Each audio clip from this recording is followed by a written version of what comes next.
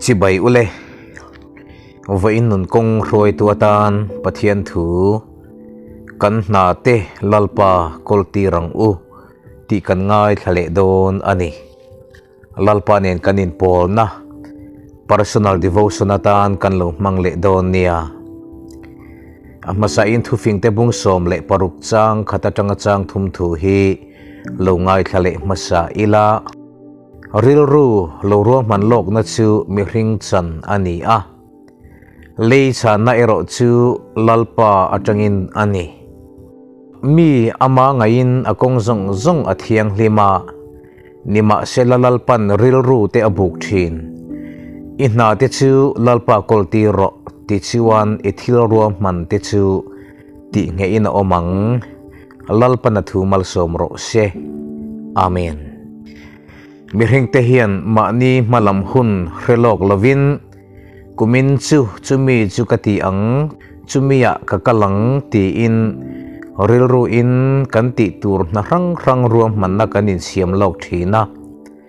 plan hi kan nga theiviau ani ma se khritlang khosik wang mai po in kan thil tum tam tak rilru kan lo ruam man lok te hi apel sol theya achan hote in a hlo cham let der theyani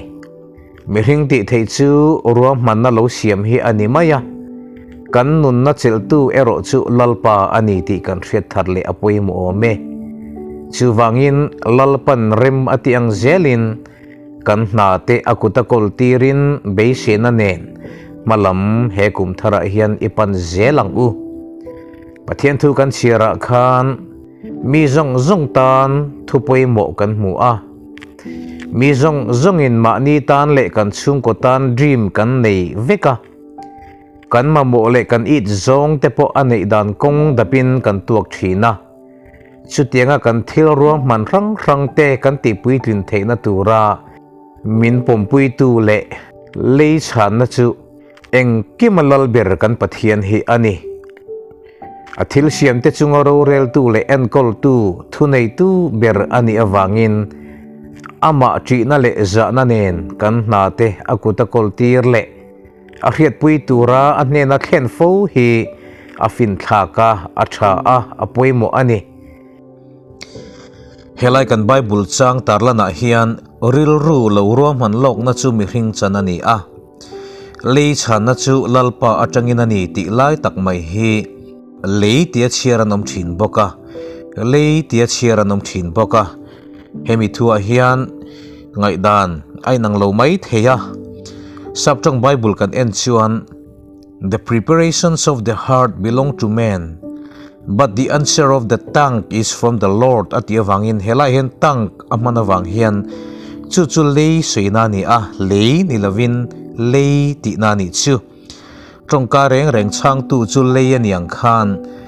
ati hlo thin na po lalpa tangin ti na ani le lin thara hian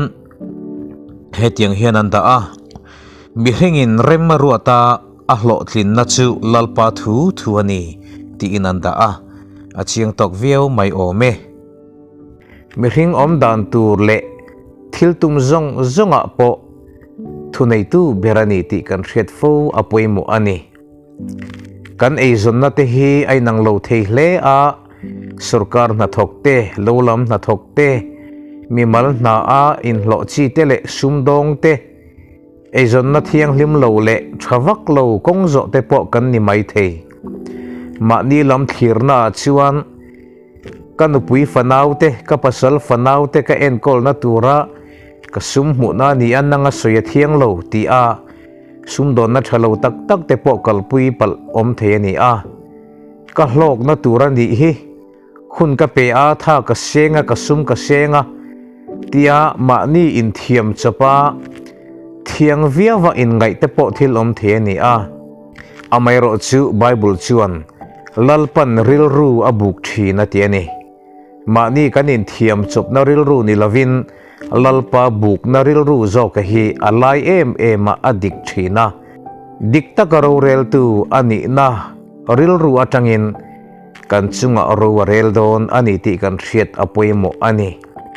chu wangin thu fing ziak tu hian Ina te chu lalpa kol ti ro ti chuan i thil ruam man te chu ti nge ina omang ati ani lalpan rem ati ang zong zela ke kan pen le kan malak na te min her rem sak to chuan eng ma ina dal theilova ti nge ina om thina ni kan ke pen na adik lo po in adik lama min her rem sak thin ani chuwang chuan thu oi hi apoi mo em maya va in nun kong roi tu atana po kan na te lalpa kol ti rang u ti hi ani he thu hi apoi mo em mani lalpa kan kol ti ranga rem ti lo zong chu a lo tin dan kong dap ma ila a lo tin don chuang lo rem ti zong ani phot chuan eng ma in adal lo thungang chuwang chuan kan ril ruina ti kan tum te hi keima ni lama chuan dikle thiang angin kan ngai ani po in lalpan tha atiem ti hi poimo zel maya chuwang chuan kan te na chu lalpa le thu tang zel ani wangin kan kong te hi lalpan min ti en sak zel na turin kan na te akuta kan koltir masak apoimo ani davida chuan tuk tinin ka omdan tur te ihma karel fel thina ngati a chumi amzia chu davida hi ati tur zong lalpa hena akol tir masa a ti chuan pathian thuang zelina ke apen thin ti hi ani hei hi vena hian kan tan zirlai poimo ani le ome lalpa na thu kan zatan malsom ro se amen itong tayang u lalpa kan pathian chungnung ber min mangai tu tukina hian devotion toy te kan nei le ta a ithu tak thunung puang chuakin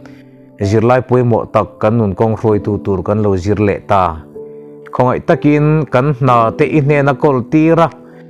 lalpa irem ti le iphal ang chin zela kaldan kan thiam thei nan kharawin min zirtirla min tran puila min pol thar zelang che i khongai na kuta kanin kol tira lali su mengin kan run dile amen lalpan malsom theu cheu ro se nile nuam le vek ule